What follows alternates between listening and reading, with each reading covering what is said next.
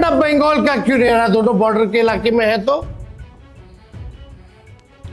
मेघालय त्रिपुरा से आ रहा है, नागालैंड से आ रहा है, लेकिन झारखंड, बंगाल और आपका तमिलनाडु, कर्नाटका जैसे राज्यों से क्यों नहीं आ रहा? केरला से क्यों नहीं आ रहा? वेस्ट बंगाल वही हुआ, क्यों नहीं आ रहा?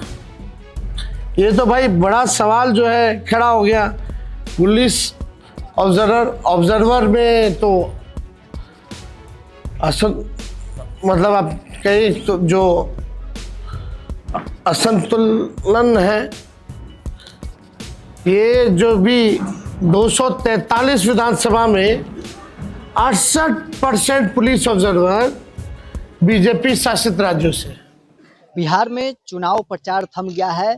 दूसरे चरण यानी आखिरी चरण के लिए कल वोटिंग होगा, लेकिन नेता प्रतिपक्ष तेजस्वी यादव ने केंद्रीय गृह मंत्री अमित शाह पर गंभीर आरोप लगाए हैं।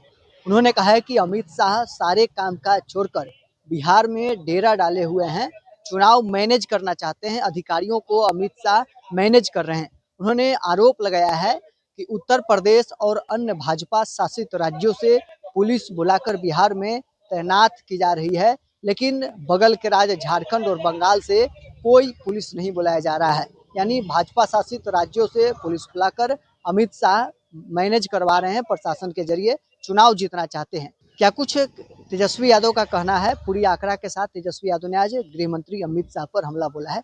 छोड़े जाते हैं आपको इस झारखंड बगल में है, यूपी का आ रहा है, मध्य प्रदेश का आ रहा है, झारखंड अब बंगाल का क्यों नहीं आ रहा? दोनों बॉर्डर के इलाके में है तो मेघालय त्रिपुरा से आ रहा है, नागालैंड से आ रहा है, लेकिन झारखंड, बंगाल और आपका तमिलनाडु, कर्नाटका जैसे राज्यों से क्यों नहीं आ रहा? केरला से क्यों नहीं आ रहा? वेस्ट बंगाल वही हुआ, क्यों नहीं आ रहा? ये तो भाई बड़ा सवाल जो है खड़ा हो गया। पुलिस ऑब्जर्वर में तो मतलब आप कहीं तो जो असंतुलन है,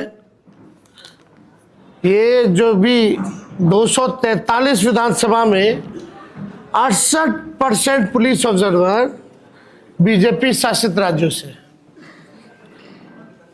आप समझ जाइए, 68% पुलिस ऑब्जर्वर जो है वो बीजेपी शासित राज्यों से हैं। पहले ये जितने भी लोग होते थे वो CAPF यानी सेंट्रल केंद्रीय अर्धसैनिक बल के जो लोग होते थे उनको लगाया जाता था, ताकि निष्पक्ष जो है ऑब्जर्विंग जो है वो हो। लेकिन इस बार 68% यानी हमने आपको आंकड़ा दिया 208 कंपनियां भाजपा शासित राज्यों में से। अब ये तो देख लीजिए, अमित शाह जी आए इसीलिए ना, डेरा काहे जमाए हुए हैं गृह मंत्री? देश में थोड़ी और कोई काम है? जहां चुनाव है वहां बेईमानी वाला काम है, पूरा धन बल छल कपट सब लगा रहे, कोई चीज का कमी नहीं छोड़ रहे। लेकिन फिर भी ये अमित शाह बिहार को उपनिवेश बनाना चाहते हैं, बाहरी लोग कब्जा करना चाहते हैं, बिहारी होने नहीं देगा।